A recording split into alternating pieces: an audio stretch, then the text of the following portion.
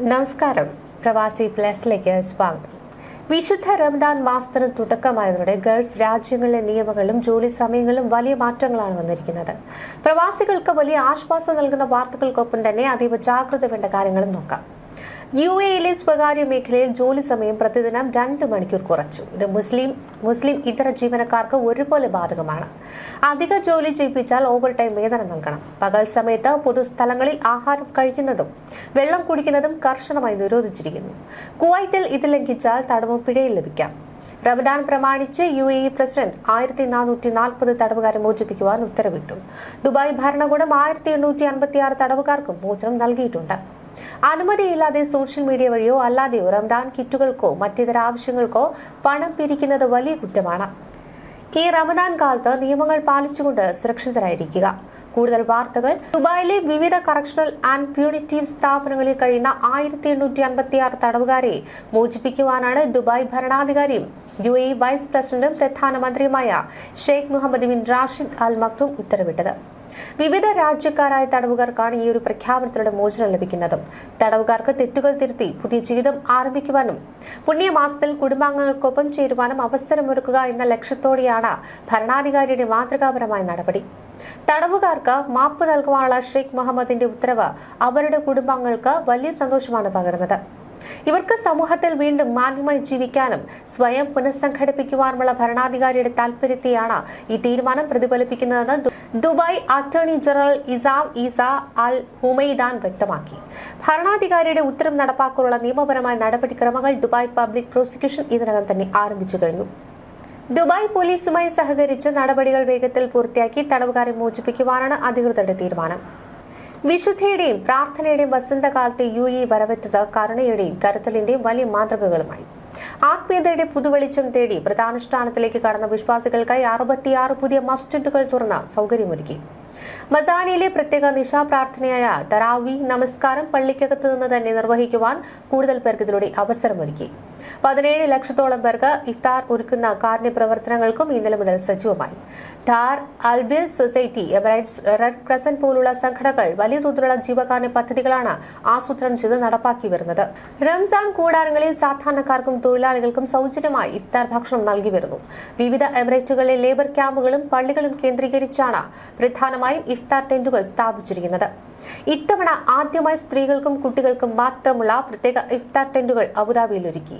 Mushrif ഏരിയയിലെ Sheikha Fathima ബിൻറ്റ് Mubarak മോസ്കിന് സമീപമാണ് പ്രത്യേക ടെന്റ് സജ്ജീകരിച്ചത്.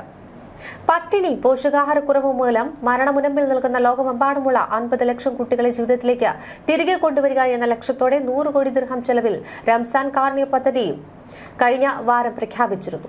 UAE പ്രസിഡന്റിന്റെ റംസാൻ അതിഥികളായി എത്തിയ ലോകത്തിന്റെ വിവിധ ഭാഗങ്ങളിൽ നിന്നുള്ള 20 പ്രമുഖ പണ്ഡിതന്മാർ വരും ദിവസങ്ങളിൽ രാജ്യവ്യാപകമായി പള്ളികളിൽ ആത്മീയ പ്രഭാഷണങ്ങൾക്കും നേതൃത്വം നൽകും. മലയാളികൾ ഉൾപ്പെടെ ഇന്ത്യയിലെ വിവിധ സംസ്ഥാനങ്ങളിൽ നിന്നുള്ള പണ്ഡിതരും ഇതിൽ ഉൾപ്പെടുമെന്നാണ് പ്രവാസി ഇന്ത്യക്കാർക്ക് സന്തോഷ വാർത്തയാകുന്നത്. പ്രാർത്ഥനാലയങ്ങളെ പ്രകൃതിയോട് ചേർത്ത് നിർത്തുവാൻ 12,500 തൈകളാണ് പള്ളികളോടനുബന്ധിച്ച് നട്ടുപിടിപ്പിച്ചത്. ആരാധനാലയങ്ങൾ കൂടുതൽ ശാന്തവും ഹരിതാഭവുമാവുവാൻ ഇത് സഹായിക്കും.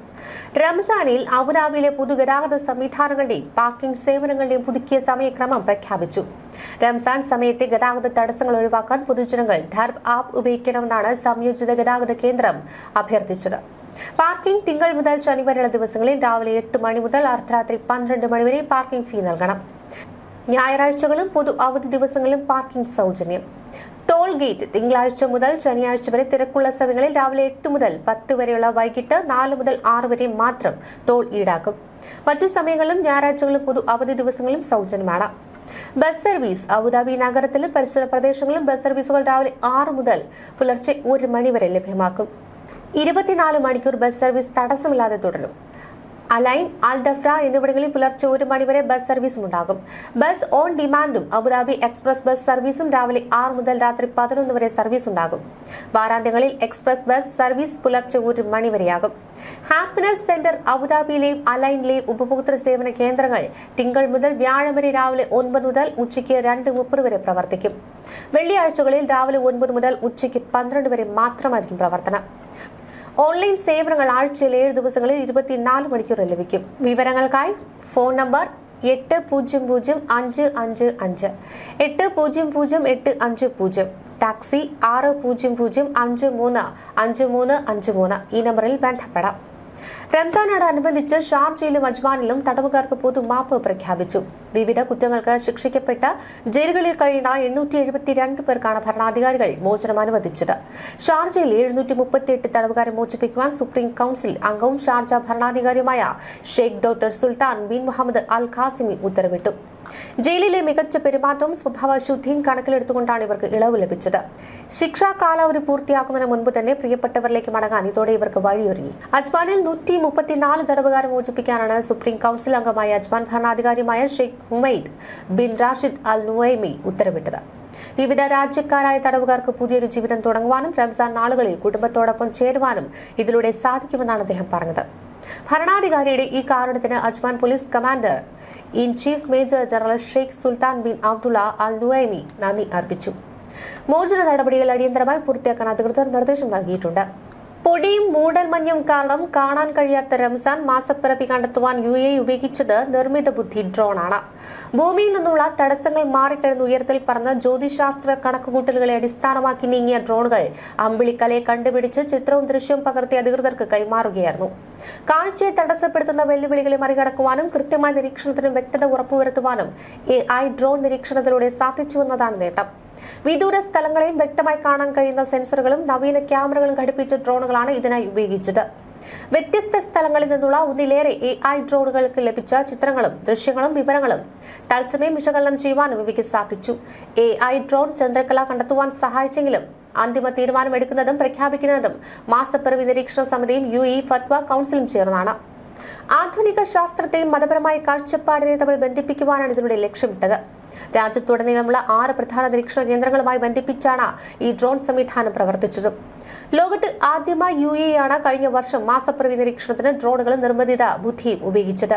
ഇതിനിടെ അബുദാബിയിലെ ജയിലുകളിൽ കഴിയുന്നവർക്കായി റംസാനിൽ കുടുംബാംഗങ്ങളുമായി ഹൃദയം പങ്കിടുവാൻ അവസരമൊരുക്കിയിരിക്കുകയാണ് അബുദാബി ജുഡീഷ്യൽ ഡിപ്പാർട്ട്മെന്റ്. നാഫിദതി എന്ന സ്മാർട്ട് ആപ്ലിക്കേഷൻ വഴി തടവുകാർക്ക് പ്രിയപ്പെട്ടവരുമായി വീഡിയോ കോളിലൂടെ സംസാരിക്കാനുള്ള പ്രത്യേക സമയക്രമമാണ് അധികൃതർ പുറപ്പെടുവിച്ചത്.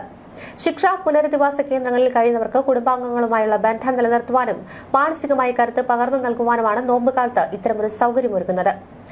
പുതിയ ക്രമീകരണം അനുസരിച്ച് റംസാൻ 1 മുതൽ തിങ്കളാഴ്ച മുതൽ വ്യാഴം വരെയുള്ള ദിവസങ്ങളിൽ ഉച്ചയ്ക്ക് 2 മുതൽ വൈകിട്ട് 4 വരെയാണ് വീഡിയോ കോളുകൾ അനുവദിക്കുക.